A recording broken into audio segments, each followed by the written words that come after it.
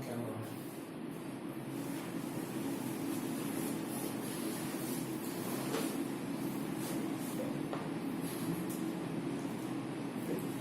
Okay, hi. My name is Paul, and you are watching Plusma-cast, where I interview various friends of mine and other professionals in the creative industry to share their insight for their insight and their experience on working in creative industries. Now, this being the first show, you might be asking, what is a creative industry? And to me, as far as I view it, it will cover fields such as design, art, media, writing, fashion, craft, and many, many more. Okay, so for this first show, I have my friend here, Seng Chee Leong, who we've been friends for years. He's been working professionally as an industrial designer, and right now, we're here to have a conversation about what has transpired so far and what are his experiences in from getting started to getting the skills to working and seeing how far it goes.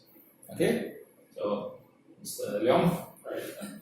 Okay, just a bit more background. Leong is a graduate of the Malaysia Institute of Art in 2007. He's worked in certain offices, certain offices or studios wherein they focus more on product design. But he's also been responsible for other tasks such as research, quality controls, and in some cases even team management and promotions. But more on that as we go along. Okay.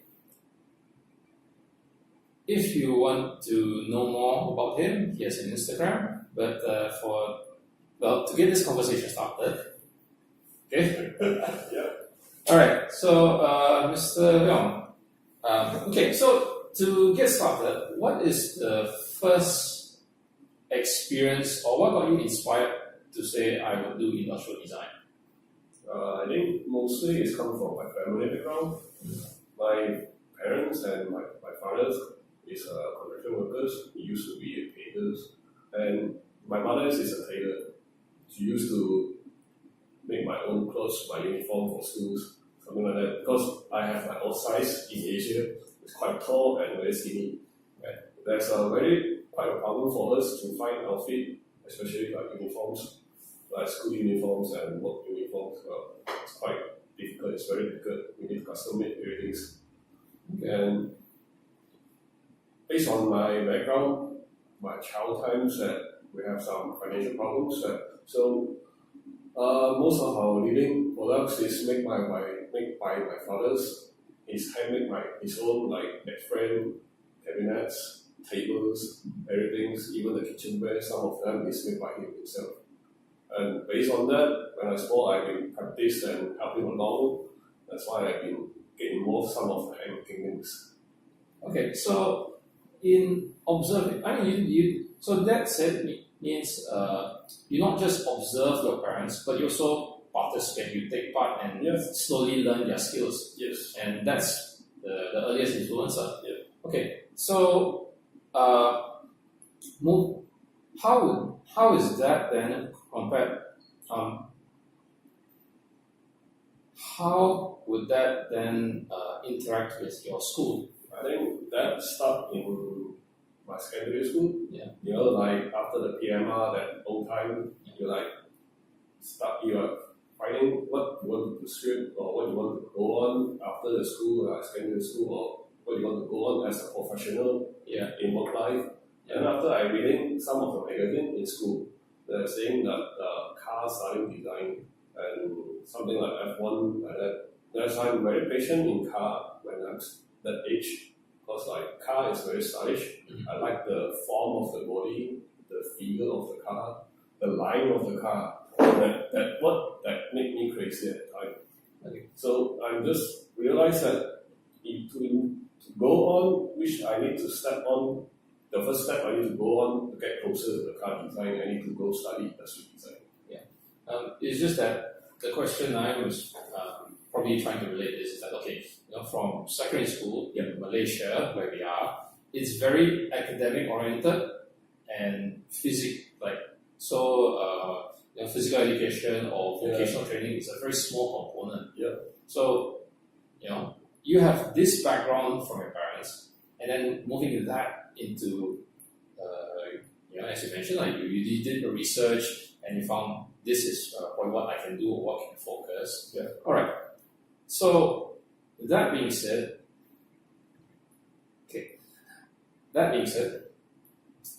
after you did your academic research, so there perhaps were many schools or many institutes that can do this. So how do you make the most of this information? How do you find out how do you make the most of this information to say, okay, I'll try to do it this institute or this institute or this institute? Mostly it's from, first thing is the financial issue. You need to see which college offer the best price. That's the first thing. And the second thing is lecturers and the programs that offer. Like, even that time that there's still many of the campus or universities offer the same diploma or degrees, even UITM, involving MIA, and many more are still offering the same things. But I think the MIA is stay longer in Malaysia, right? They have a very good background for the institute, and their program is quite stable to me, I think. Okay. So I guess with the information that you researched, is trying to make the most out of it, and it led to MIA. Yes. Okay. So again, for to make that jump from secondary school to design, I think most people might not understand, or probably in short, how would one prepare for this transition in terms of thinking or skill sets, or because on the one hand, design is a very fluid. It is fluid, yet it also requires a certain technical application. And using those, so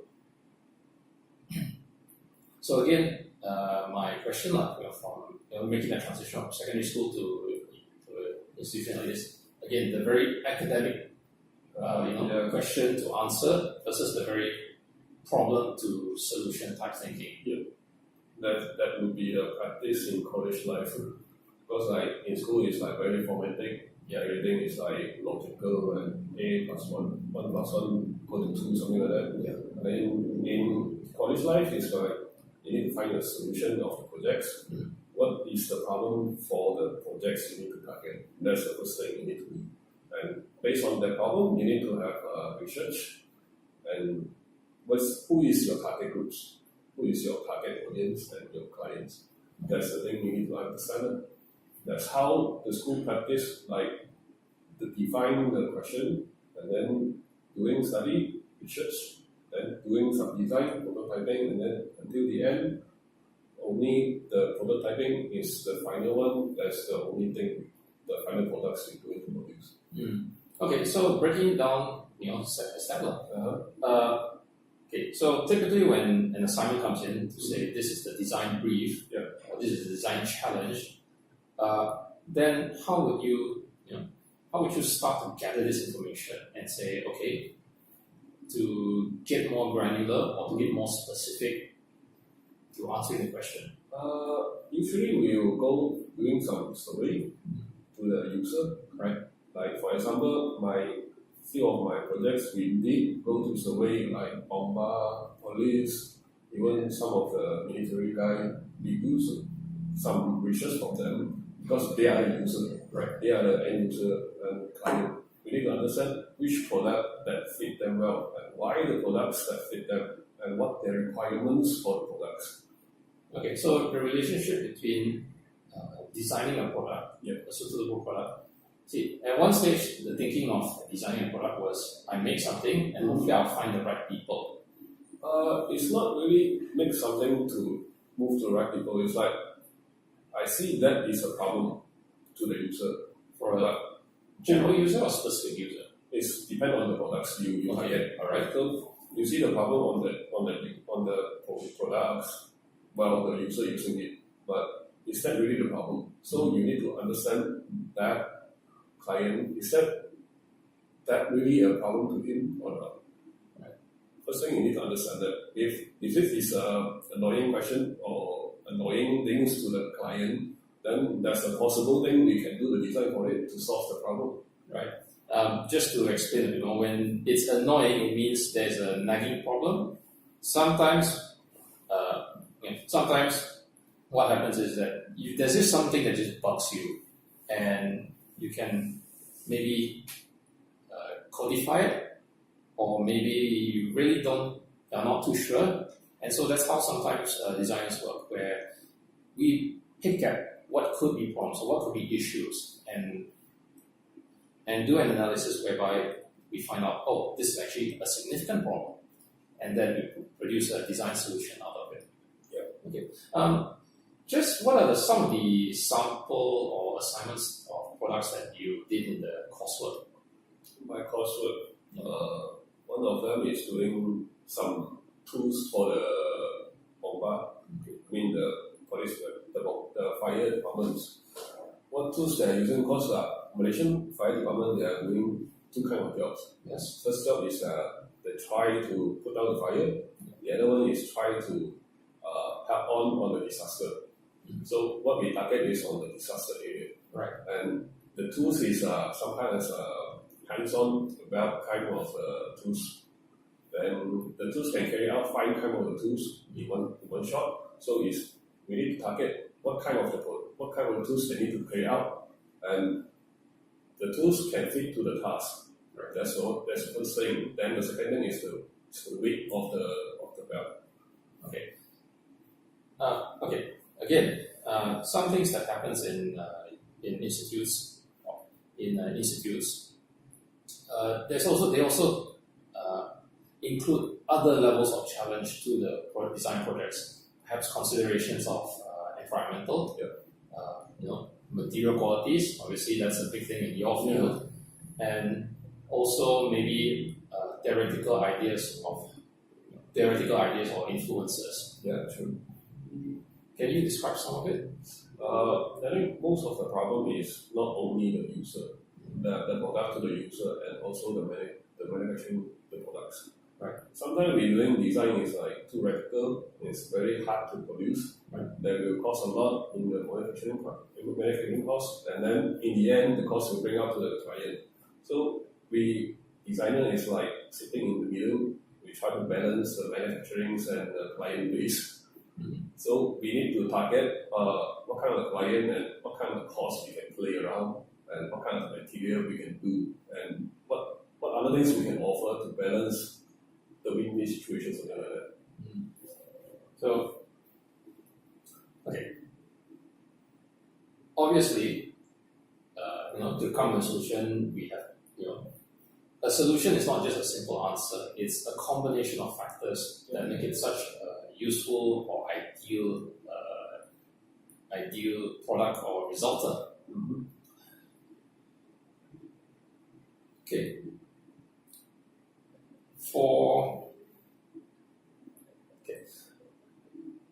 For your other products or exams, what other skills are taught in design institutes or in your coursework specifically?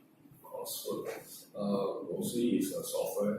Okay. Software will be used in like 3D modeling, like CAD system. You need to understand how to do it and all the measurements, like tolerance. That we really need to understand that, because after you graduate, you need to use that for manufacturing.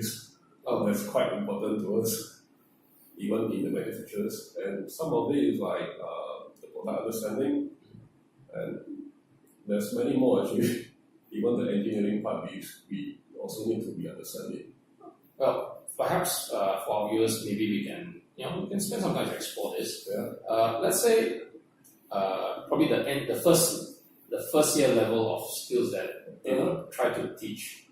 First year study is very basic. More like doing some hands-on thing, like how we do the modeling. how we do mold out, how we do the mold, how we do the form, right?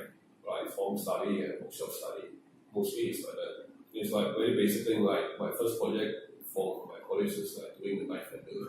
A knife handle. Yeah. Okay. It's a very basic thing, but you can study a lot based on that. Like some people like design something like very exotic, that have textures on it. You want to have many things, many grips, many finger grips like that.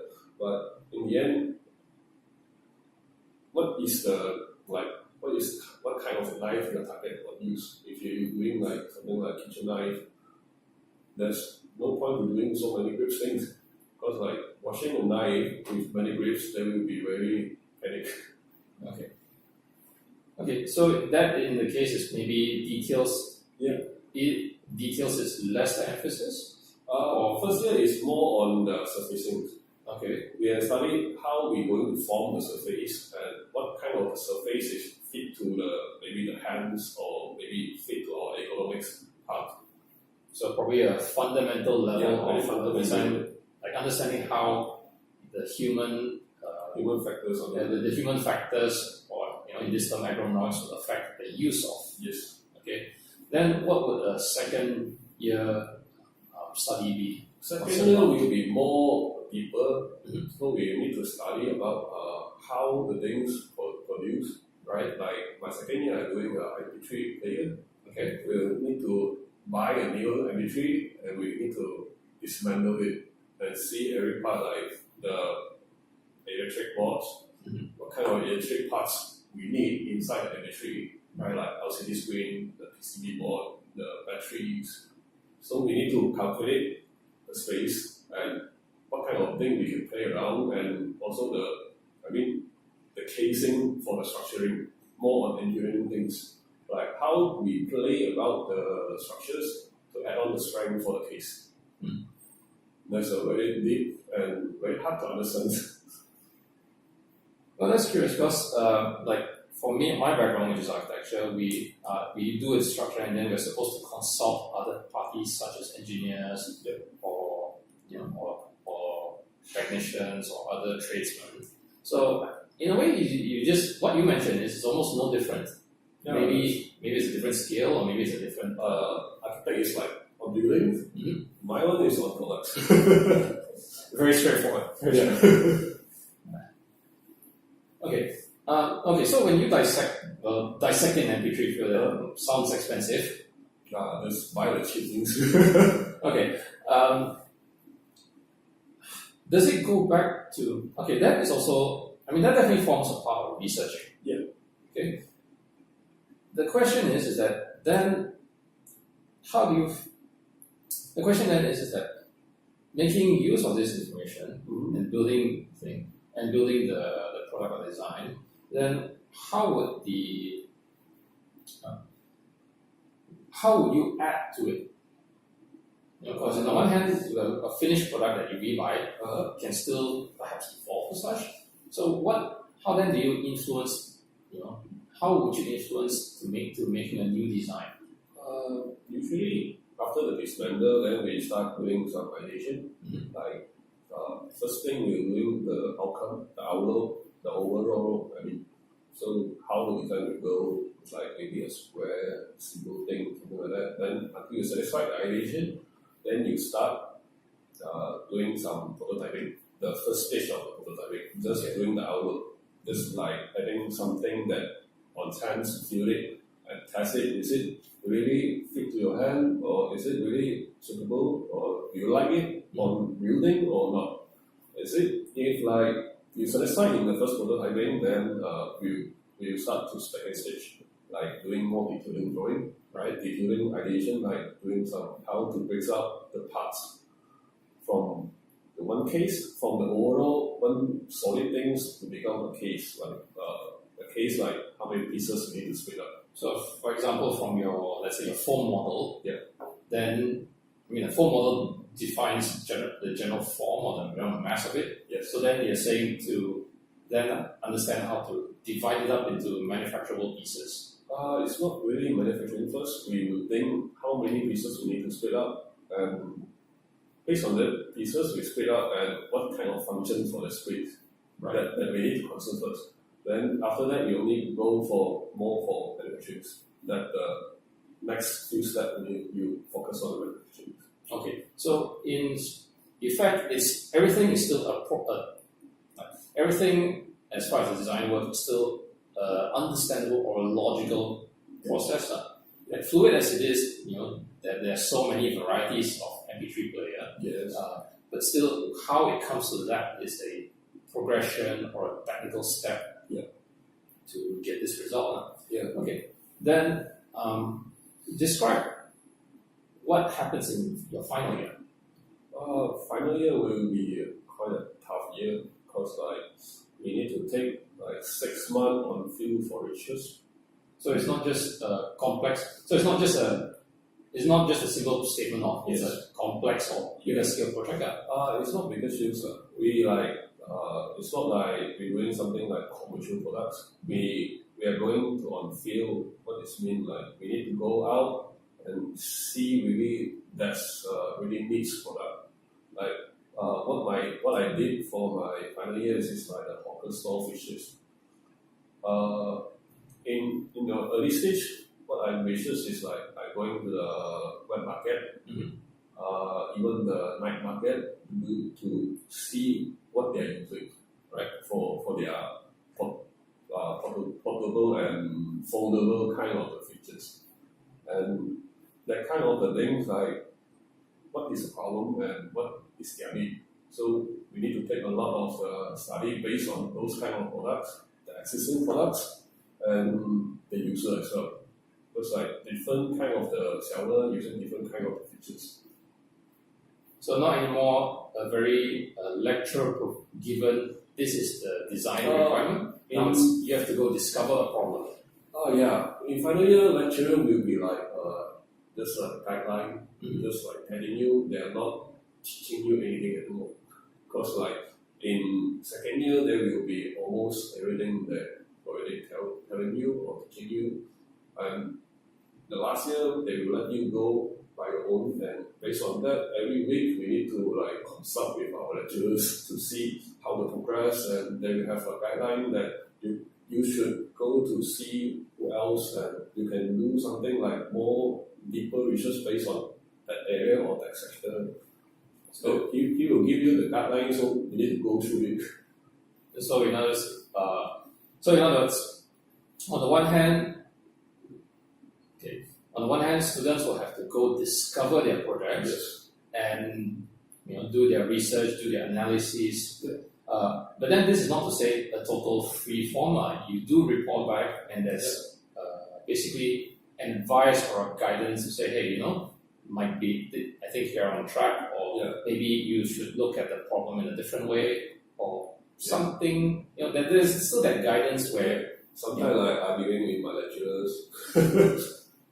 I don't know about being my lecturers. Mine kind of ran out of time for consulting. Okay. And I believe there's also the typical exhibition, right? The year-end exhibition. Yeah. There will be like every exhibition they will have a showcase for your works, like all over the works you have done in the course. On over the course, so not just your final project. Yeah. Like every year, like first year and second year, we did mostly 4 projects, right? From first year and second years. Like the last year we did 2. Okay. That's total up. I think it's called 6 projects we did. Yeah. 6 projects as the total over the total length of the course. Yeah. Okay. So that's about 1 project a semester plus other assignments for other related assignments. Yes. Good. Okay. So the other things I would like to just get a bit more in depth about, further study before we move on to the next level. Okay. As I alluded earlier, that perhaps there is learnings in terms of theories, in terms of theories, environment, materials, What might someone need to, how would how would you advise a student to approach these type of topics? It's kind of hard to say. Because, I mean, in the main part of studio work is very straightforward, craft work and exploration. Whereas in the other, paper, perhaps maybe described as paper subjects, where there's readings or assignment, readings or understandings or even theories. We do have some theories, like materials, manufacturing thing. Those are very formatic one. What about cultural theories? Cultural theories. Yeah. There's only have art history in first year, and I don't think that not really that very strong theory about that. It's just introduction how industry come out, something like that. Because they have industrial revolution based on 1940 something. Yeah. So in short, for your institute, there is some subject or some topic on history and theory and others, but that's not the focus. Yeah. Okay? The focus is more on the object and I mean, more focus on is the procedure for the design thing. Mm-hmm. How industrial design to start their works until the end. Right. Yeah. Because the theory things is more on like the history of art, something like that is like more on the fundamentals knowledge for how the art's coming out and what is art, what is not art, something like that. Alright. And the others is like add-ons information like materials, manufacturing, torrents, something like that. It's still a theory, but it's the add-on information that we need to follow based on after our finalize the designing, something like that. Right. Yeah. What were your student days like? I mean, there's a lot of assignments, and then there's the travel, your travels, you're going out to research. It's kind of scratch because like my lecturers, they have two major lecturers in the school. My major lecturers that telling me that he wants us to report to school in 8 until 6. Okay. Daily and even Saturday. It's almost like normal work days. Yeah, it's he tried to practice that because in the end after we graduate we work in mostly in manufacturing, right? Usually it's for like 8 until 5:30 or 6 similar things. So he tried to have us to have that kind of practice so we can blend in after the graduation. So it's almost a simulating, and so besides educating on the skills of industrial design, they're almost simulating work environment. Yeah, because like our course like every day we have 2 hours or 4 hours of classes. Mm-hmm. Then after the classes, we have free time. Then we will start our sketching or research. Sometimes the lecturer will come in and check it out. So then we can have a discussion with him, something like that. That's the benefit for we daily go to school. Okay. So, the curious thing is that when it says free time, I think some people, coming out of secondary school have the idea that free time is free time. Yeah. But to make the most out of it is you should be working on your assignments. Yeah, because like lecturer will be checking your projects, checking the outcome every week. So maybe 2 days a time. So if you have nothing to show, you gotta be God bless.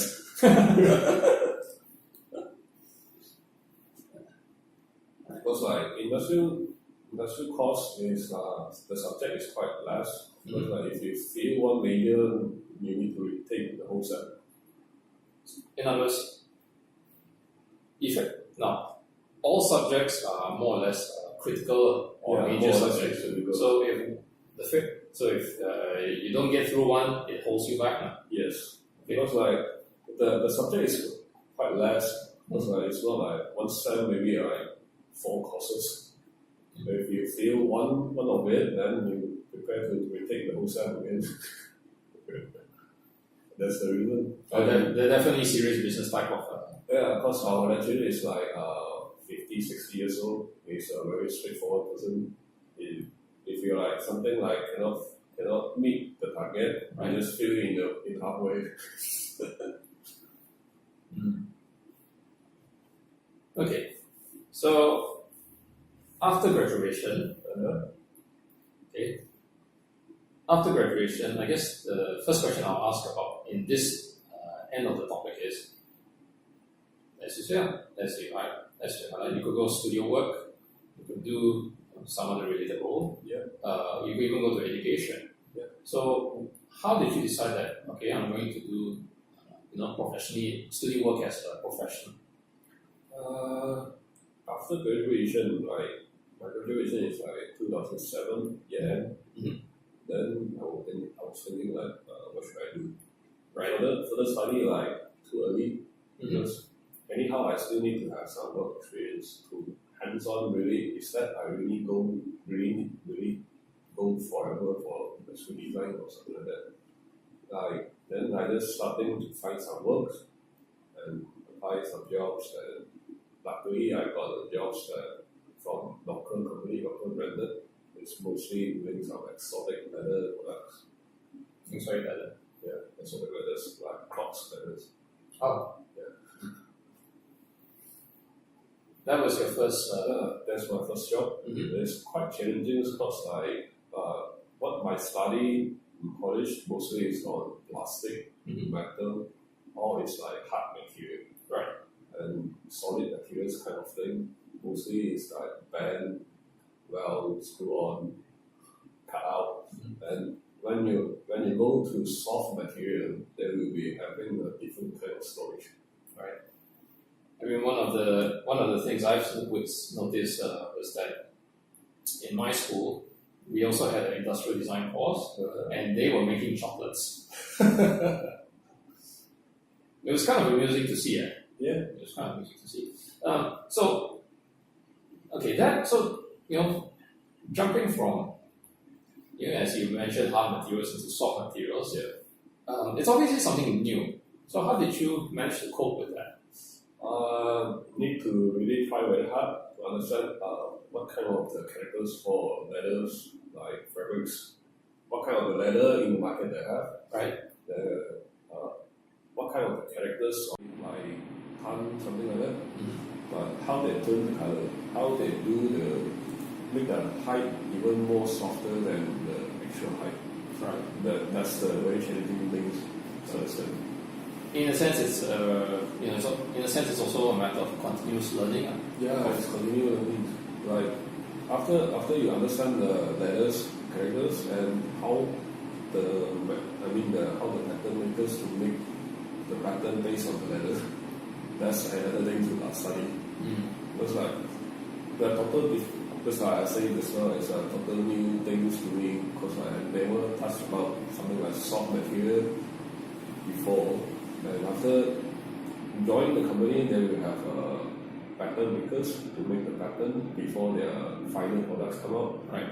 So I need to do some design. After that, I will need to send to the pattern makers. We usually designer will need to work very well with the pattern makers because like we need to understand both need what their requirement and what I need. Each of us need to understand that. If we really not can, usually they have a lot of miscommunication and misunderstanding both parties. Because like sometimes designer want to go radical design or very exotic new kind of concept, right? But the pattern maker will not allow to do that because they feel like that kind of design is very hard to produce, the first thing, costly, and then they will eat up a lot of time from them. That's the concern from them.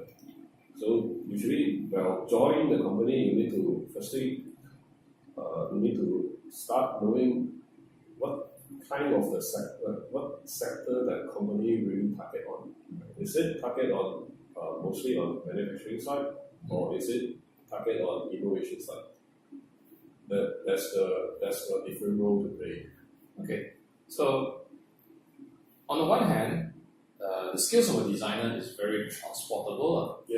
Being from electronics projects into to leather goods. Those skills of identifying and understanding user problems and making a product out of it, those are very transportable. But then having to deal with leather, which is a new product, which is a new material to you, okay, that took research, that took learning.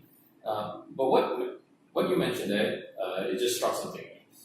See, from institutes of higher learning or tertiary education or university, they are very solo type efforts. No. Usually they have a small group, Mm-hmm. because my class is 3 person, Right. Then sometimes we do research together. Okay. We got projects like quality disaster, just now I mentioned. We did research together, based on the various of the product. The fire department using. Then we select our own kind of the products we design. Yeah, that's something I'm perhaps questioning, because some in schools or universities, students get close together. Yeah. Okay, but it's still a very solo result because the marks are given against you. Yeah. But then to make that but because it's so solo oriented at times, coming out into the industry where you have to now work with teams or work with specialists or various other professionals, or people who are or various unique skill knowledge. So then the question I'm trying to ask is that did you think you were sufficiently prepared to make that transition into teamwork? Yeah, I believe so. Because anyhow, when you join the company, the designer is not only yourself. Right. They might have 2 or 3 designers, or even have 10 designers as a team. Right. And then the designer is maybe handle a part of the project. Maybe let's say for a handphone, maybe the designer just focus on the speaker areas. Right. Yeah. Maybe for the whole part only one sector is maybe just for me. Right. That's the fact. So anyhow, you still need to work in teams, okay. Even in designer or even in different kind of departments. Right. And what was those experience in the early years of professional work? Early professional works is mostly the computing practice, how manufacturing practice, what kind of setup they're doing. I mean, the setup is how they are doing the manufacturing setup, the tolerance of the things, how many tolerance we need to get up, and how we're going to counter check it. Really, the tolerance still within it, or all of it. What about the work life? How will you describe those early years? The work life is quite stressful. Still stressful. Yes, it's stressful because you need to study a lot of things. From college to works, it's kind of newer, something like that.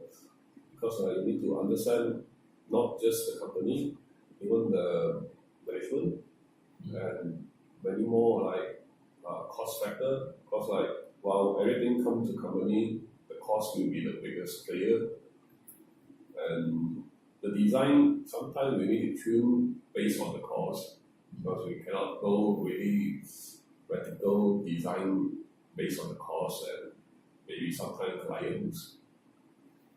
Okay. Things like that. Okay, so that being said, then probably maybe we'll do a scenario play. If a project comes in from a client, typically, a project comes in from a client that says, hey, I need a certain design or a certain product. And my general impression is that some clients they're very good and they give you as much information as possible, and some almost give very little, which makes it at times difficult to work with. Yeah, true. Okay, so that's Describing as a challenge, how would your company approach those type of issues? Usually those kind of depend on the client. Sometimes just like you say, sometimes client that provide everything. Those kind of client we will use based on their info, then we start doing some research, like marketing research, what kind of the current trends they are setting up, and why we need to follow this kind of trend, or why we need to create a new trend based on the current trends, something like that. We need to propose something called that direction board. We call it Direction board. Yeah. That's a basic thing before we really start to design everything. Some clients like what they say they have a new cars going to launch in 2020. Okay. So they don't have any ideas. Right? They say maybe I need a compact car. What kind of proposal can do? Then first thing, what kind of thing we can do? We just study what will it be in 2020. What kind of color 2020 is using, and what kind of the target client that compact car is going to sell to. Who is the buyer? Who is the user? That's the thing we need to target. Maybe the buyer is 20 to 30 years old, working guy or college student, and what kind of color they like. Right? All kind of things like fit into the direction board we post to client. So after the client will see after the proposal, the client will see which direction they're satisfied to go on. Then based on that, we can move to the second stage. Okay, so to probably recap, from either spectrum, as in client with a lot of information or client with little information, the studio will still have to make this idea, or they will still produce this idea which is visually on a board, and basically present it out and say, hey, this is what you request, and we suggest, or we propose, this is how you're going to approach the product as a strategy. Yes. These are the targets that your product will achieve as a strategy. Yes. Because in order to make the client and our site in the same page, that's the best thing we can do for us. Because if even the client that provide everything they want something like purple color or whatever color or whatever kind of shape, they just propose whatever they want, but in the end they might have some change. Yeah. The design is still on, everything can change in the middle. So the best thing is have a better, clear image, like the same page from both parties, even the client or our own teams. So we all together we understand what we're going to achieve, what we're going to target. That's the better way to go on.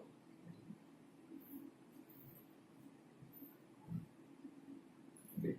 So that's just the first stage of the project. Yes. Okay. So let's say a client, let's say if the client greenlights it, then the project moves forward. If it's rejected, then it goes back to the drawing board. Yeah. So going to the next step, let's say it's greenlighted and the project moves forward, then what happens next? Just ideation design. We will design something like outlook, how the things will look like, feel like, and the colors look like, how overall the view from front view, top view, perspective view, something like that. Even if we're able to do, we also do some over the basic prototype, have it hands-on, feel it, something like that. It's easy enough for industrial design to prototype. For architects, it's a bit harder to prototype because the scale is just too big to prototype. It's very depend on the products itself. Sometimes maybe furniture is quite challenging to do basic prototype. So.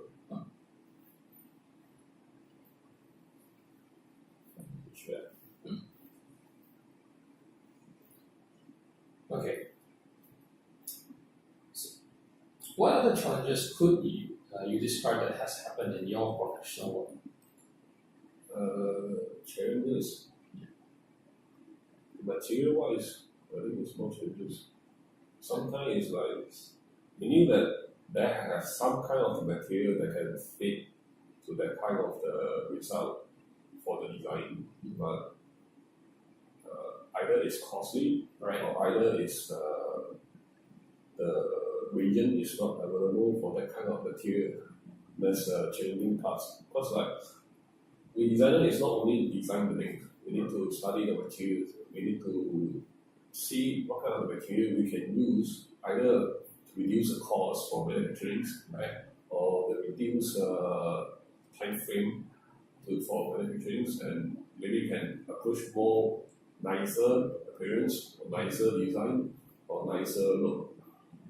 Sometimes just we can't reach that kind of new materials, or sometimes we just can't get it. Okay, so so while they always challenge on the client and materials. Yeah.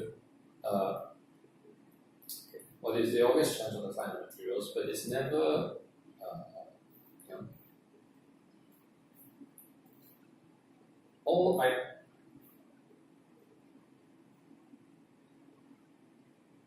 Okay, well, it's a challenge on the product and materials. Okay, there's still things that suddenly can change his mind, or suddenly change in taste and such. So the question is that how important are trends? The first thing is that how important are trends, and the second thing is that being such a complex result or complex solution, then how do you weigh? Every factor wants to be. Every factor is arguing its place. I need better cost, or I need better quality, or I need better form, or I need better joy. Yeah. So all these are factors that compete for the product's outcome. So how do you weigh, or how would your studio, or how would you weigh which gains importance, or which or how we balance it out? Based on that, usually it's a design process based on that problem. Usually, like usually one project might take like 6 months or maybe 3 years just for one project. It's not even launched the product yet, just doing the design. Sometimes why we take so long that time? Usually we do a lot of testing. Right. We try doing something new or something fit to the client need, just like you say, costing and the strength of some of the parts. So we do a lot of testing. We need to do a lot of prototyping. Those are really eat up a lot of time. Like maybe we need to do a prototyping, in actual prototyping. Sometimes takes months to wait for it. As in, not the full model anymore. Not the full model. It's really workable. Right. At least it's not really finalized. What it's still workable. Just one single tone color, something like that. Oh, okay. But those kind of study is really very important, because it will eat up a lot. It will take a lot of time in manufacturing and R&D department. But in the end, if the product is going well, we can put on the shelf to sell it. That will be last fully. It's just like every product that's selling on the rack that have a 1 year warranty. Right. That's what we're trying to achieve there. Because the 1 year warranty usually is manufacturing warranty. Correct. Like the glue is not really stick well, or some screw is not really attached to good, or something can easily break out. Those are manufacturing warranties that even on the market now. That's what the designers trying to achieve there. Because we try to do a lot of prototyping and testing, because we need to give a better image for the product and the branding itself, and also we can provide the safe for the usage of the client. Right. So, to answer the question is basically you just have to keep pushing on it. That prototype test, prototype test, prototype test. Yeah, true. Then wouldn't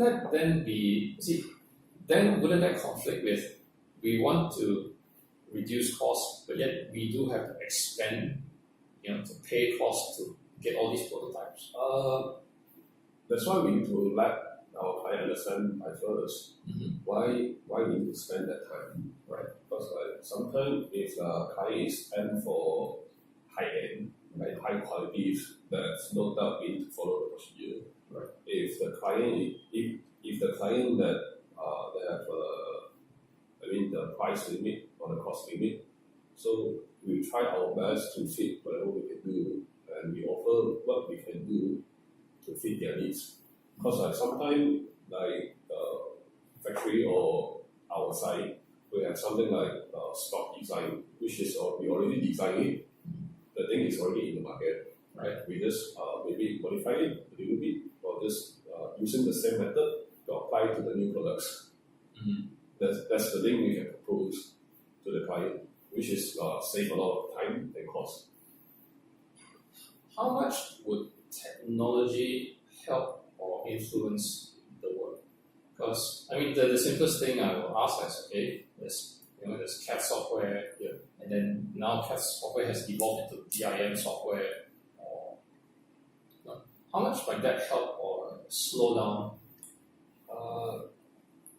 Can't be saying help or slow down. Like the biggest impact is on 3D printing. All right. That's one biggest impact to the manufacturing. Because when my study time, the 3D printing is just launched. That's a very high cost to produce 3D printing products, and it's not efficient. Yeah.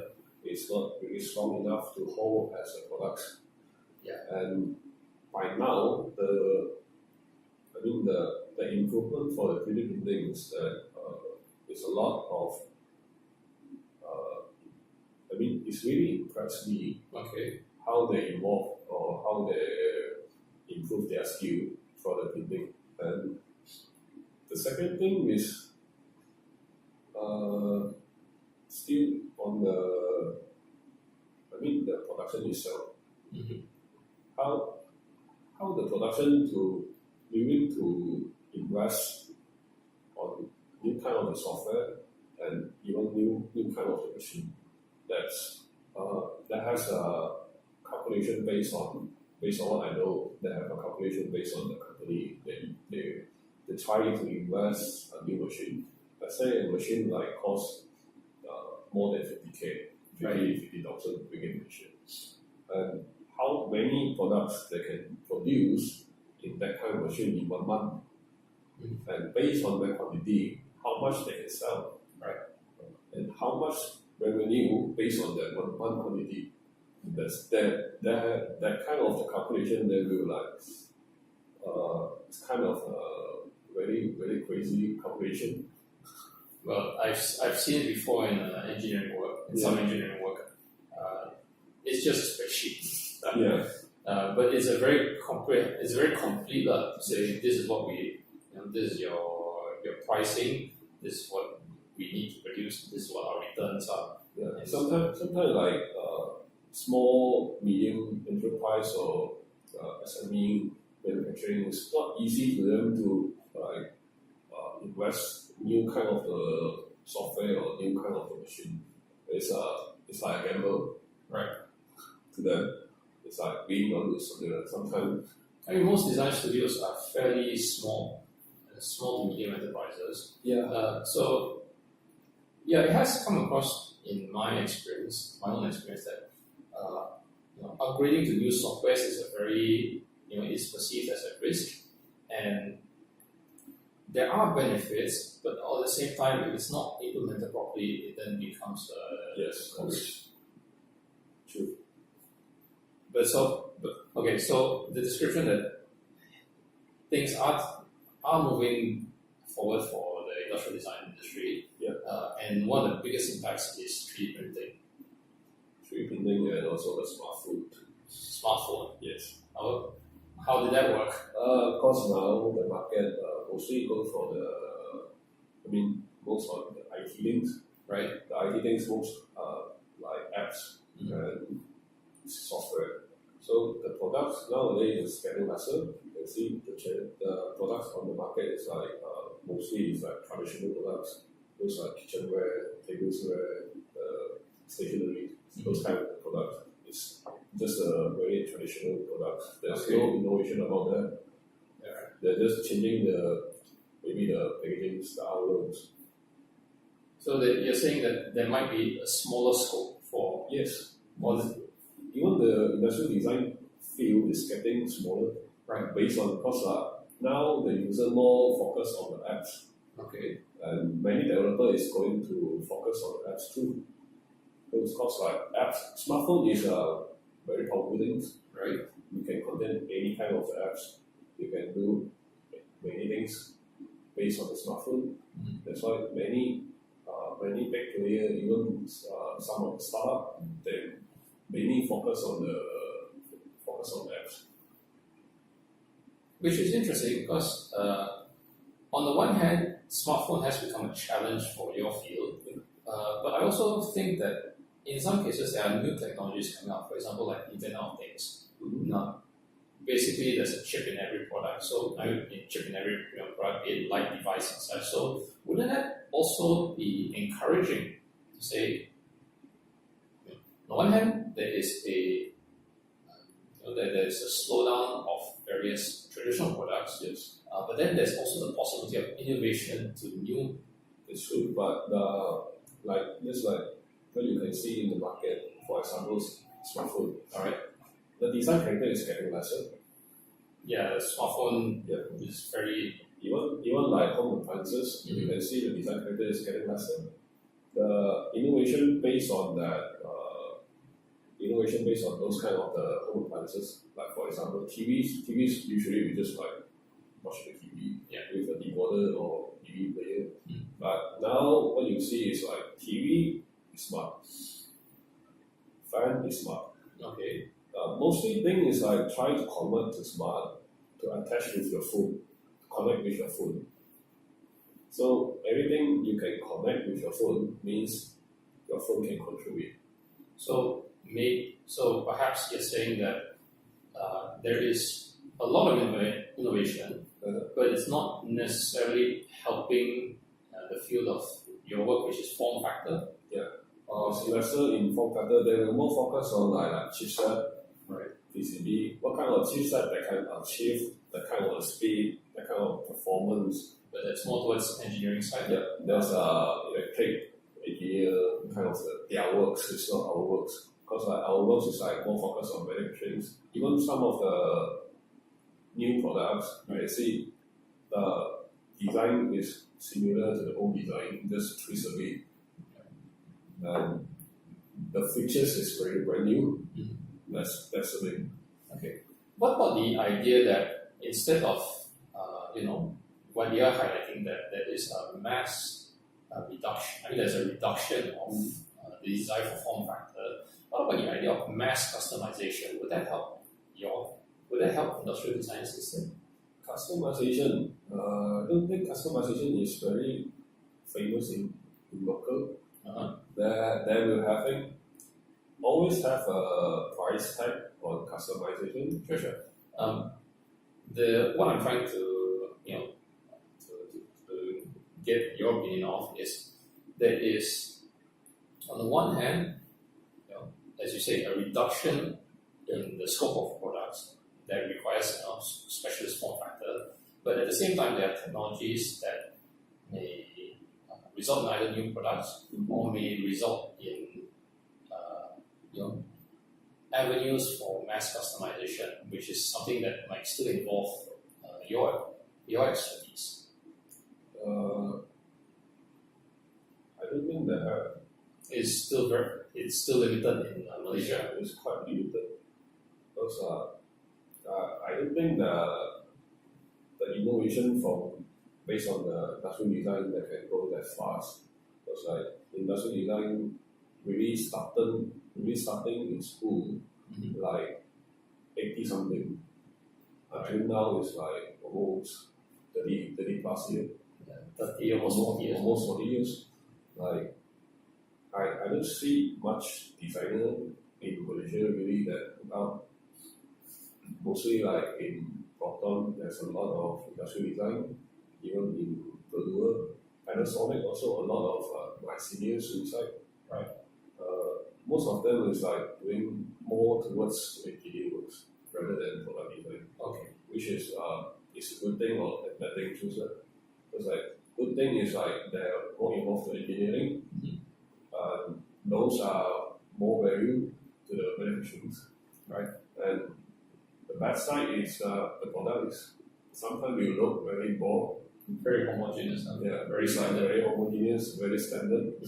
That's the downfall for those kind of design. Right. Okay. So how would you adapt it? How might you adapt? How might we adapt it? It's hard to say. Okay. What? Okay. So how might you adapt? In the sense that, okay, if this is the situation, then how might what have you personally taken as a response to this?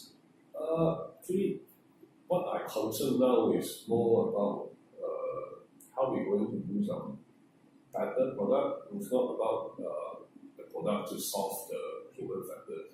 Okay, it's the product to solve the environmental problems. Right. That's what my concern the most. After I worked for a few companies, like I was thinking like sometimes why keep on like innovation, something new is even a little bit something new is still new, right? It's still kind of an innovation, but in the end the product might just be like rubbish, okay, or something like broken or whatever. But that's not the end for the products. Because like one product, to produce one product, and will create a lot of carbon, right? That's the first thing, and create a lot of waste. I mean, those kind of waste is raw material waste, right? Like if you are certain size, you cut out, there should have a off-cut kind of the material sheet that's left out, and most of them are really as a rubbish. I mean, that's the unfortunate state of cuts. Yes, and then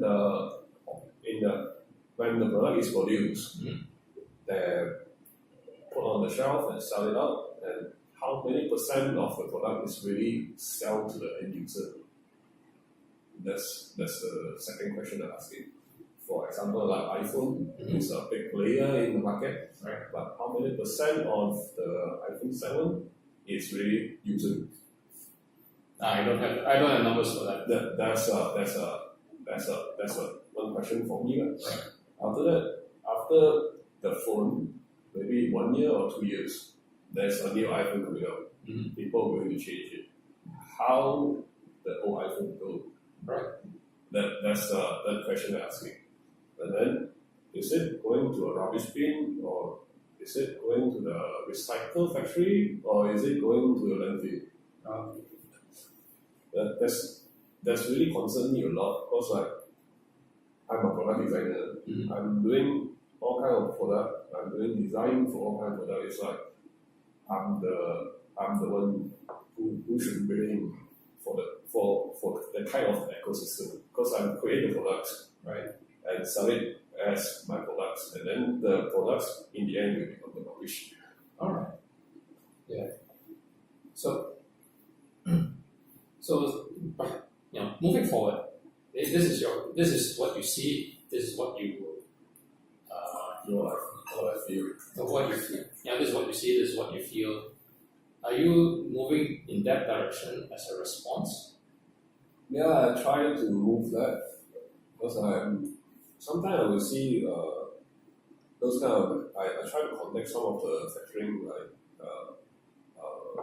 those stainless steel factory that they do have a lot of off-cast sheet. Right. I just ask them whether the sheet, what kind of the thing they do, right, for the sheet. I say either it's set it up, or either they melt it down and remake a new sheet again. Okay. I don't think that's the best solution. Why? Sometimes set it out it's better than recycle. Why? Send it out, at least people is using the shit to create something that can usable. It's not really to melt it out, burn it, use a lot of energy, and create carbon again. Well, it can be argued either way because an off-cut sheet has already been. It's already have a carbon. Yeah, but the hard thing is that the shape might not be practical for people to use. Yes. So they would have to reshape it or reform it into something useful. If the shit is too small, there's no choice. Sometimes it's like the shit is like more than maybe A4 size. A lot of people is able to use it, but this manufacturing will not to approach that kind of people because first thing those kind of the that's the big problem based on that. So again, probably going further, do you see an opportunity for yourself in say in tackling this issue? They do have an opportunity, but you need to take a lot of to educate or bring out those kind of knowledge to the manufacturing and the big players in the market. Right. What can we do to really solve the kind of problem, like off-cut problems, right? Even some of the after the use products, what kind of things we can do. Even some of the startup, they're doing some like recycled phone, like maybe the phone we use like 1 or 2 years, the phone might still new. They just buy the phone, the second-hand phone, and sell it to the third world country, Right. like Africans or South Americans, which is good, and that's kind of a new idea. It's a good idea as well. Right. So let's see.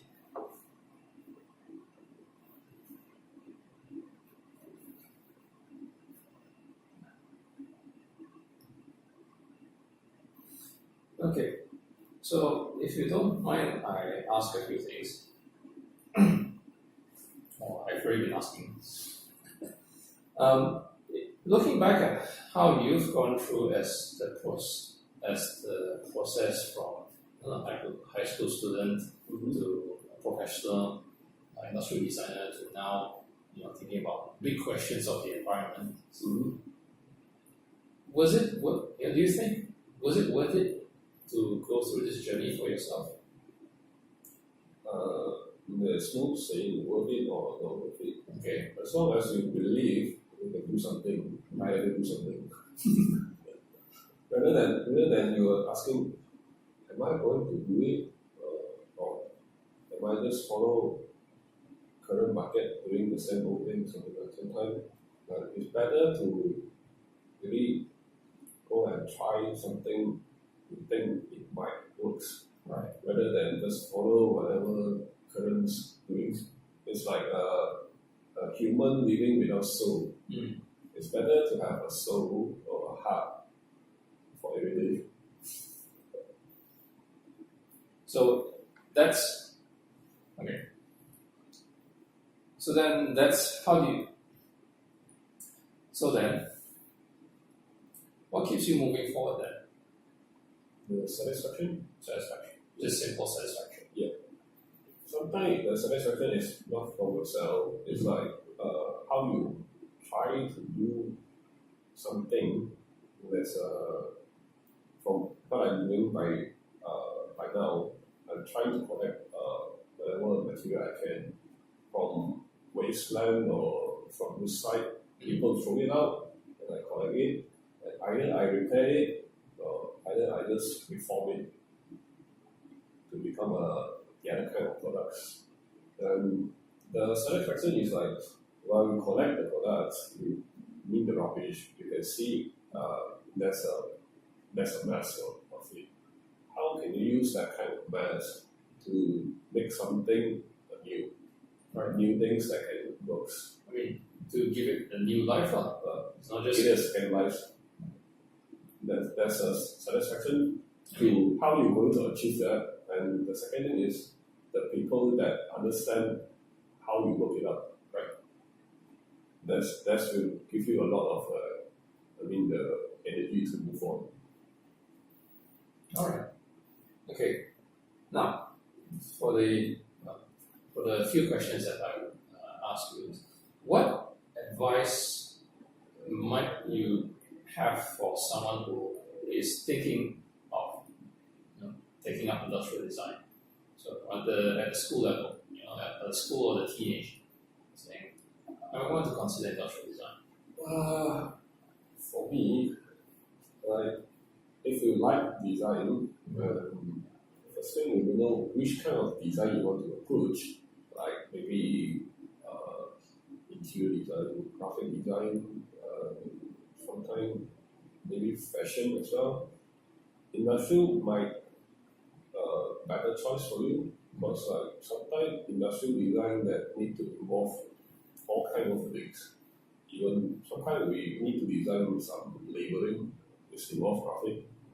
Sometimes we need to design the furniture, which involve interior. Right. Sometimes we need to design even like bra or underwear. Those are manufacturing stuff. Right. Still under industry. We still work a lot. Okay.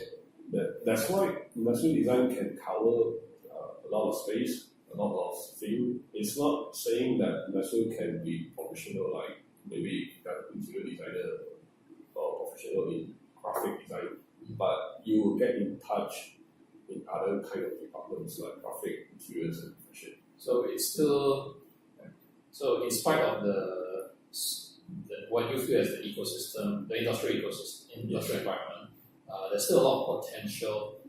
It is quite flexible for you because I graduate. After I graduate, I moved towards the soft products like leather goods. Right. I mean, jumping into companies doing the same latest thing, which is a very new thing. If you really need to go further on it, they really did have a leather market in the current stage because leather is a luxury product, right? Even sometimes leather is better than fabrics because it lasts longer. Yeah. Depends on what is the objective of the product. Because it's really depend on what you really need. Sometimes some of my senior they are moved towards to steels products, iron, steels, very solid things. Some of them move to even game field. They're doing some kind of the products. I mean, 3D products in the games. Right. Okay. What advice would you have for someone who has entered a course or a study for industrial design? Stay curious. Stay curious. Yeah. On everything. That's the best thing because I myself have a kind of OCD problems and even I have over curiosity. Sometimes I look around while I go into IKEA, there's a lot of products. Any products I would have to check on the products. How are they going to fit in? Yeah, you want to analyze everything. It's kind of analyze study. Is that kind of the joining? Is that really stable? Something like that.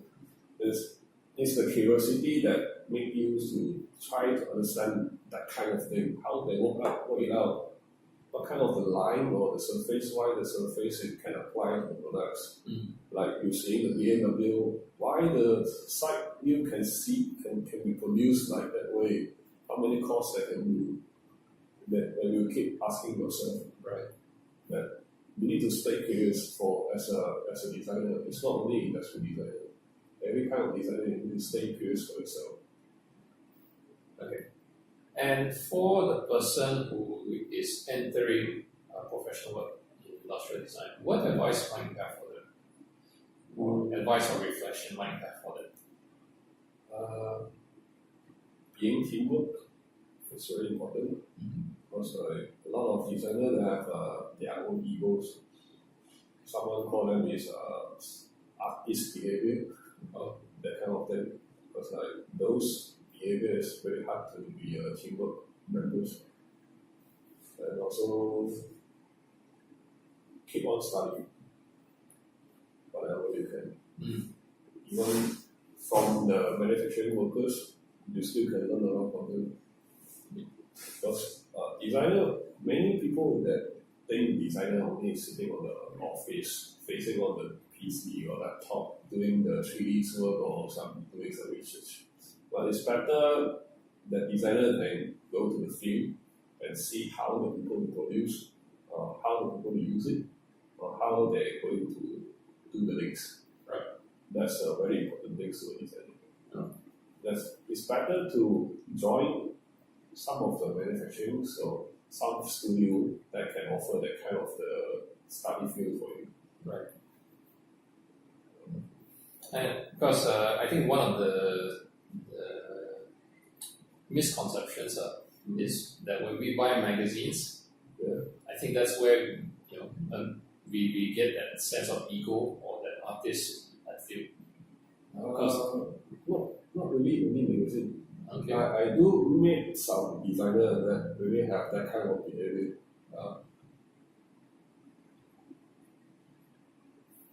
It's not right or wrong, just like you have your opinion, right? And sometimes client is client. We are selling things to client. If our design or our proposal is not really reach that client need, then we cannot be ego anymore. Right. Okay. Well, that's pretty good advice. Yeah. That's pretty good advice. Okay. Is there anything you want to mention specifically? Not much. Just keep on moving. All right. Okay. Oh, one last thing I want to mention. You have your own custom furniture line. It's not only furniture. Actually, it's by now you can see it's more like on furniture side. But I try to make more more on products, which is less electric components, which is more on form. Right. Form follow the function. Okay. Yeah. So, having. Okay. I've seen your Instagram a bit. Yeah. And to most people, it might seem just off-cut wood on a steel frame. That's what your furniture looks like from the outset. But on the other hand, maybe you can explain to us what ethos, what meaning, what attitude, what wish, or what objective you are trying to do with those. What I try to do is try to be raw, try to be the truth, right? And just be yourself. And that's reflecting into your furniture looks. Like what you can see on the furniture is like maybe sometimes you can see a wood trunk, just a very raw finish without any coating, just like maybe oil coating, right? Just to maintain the moisture, and even the fit for the chairs or tables, just using a normal pipe. It's not like using some kind of the exotic furnitures, kind of the feed or fitting, something like that. And just doing a raw thing that usually those kind of thing is within our living area, but you just see it just like normal basic things. No, I mean, having spoken to you this afternoon, that somehow culminates into what you're doing in something as you've made, something as covered the chair. You're concerned for your environment, you're concerned for the life of products, and then products and materials, and that to say maybe just hey, this is just what I'm trying to express. And sometimes design is as simple as being authentic to yourself. Yeah, actually, being like by right now, I feel like life is more simple, it's more easy, rather than having too much thing, like too discussion for this thing. Like you are too busy just for the stuff around you. It's not like more just being more to yourself. Right. Okay. All right. Okay. Thank you very much. You've been listening to interview with me and my friend Seng Chee Leong, who has worked professionally and still is working professionally as an industrial designer. And next episode we'll have a different guest, and on a different topic. So to wrap things up, thank you. This has been enjoyable, and thank you for your time for helping make this first episode happen. Okay. All right. So my name is Paul for Plusma-cast. I am signing off, and we'll see you at the next conversation.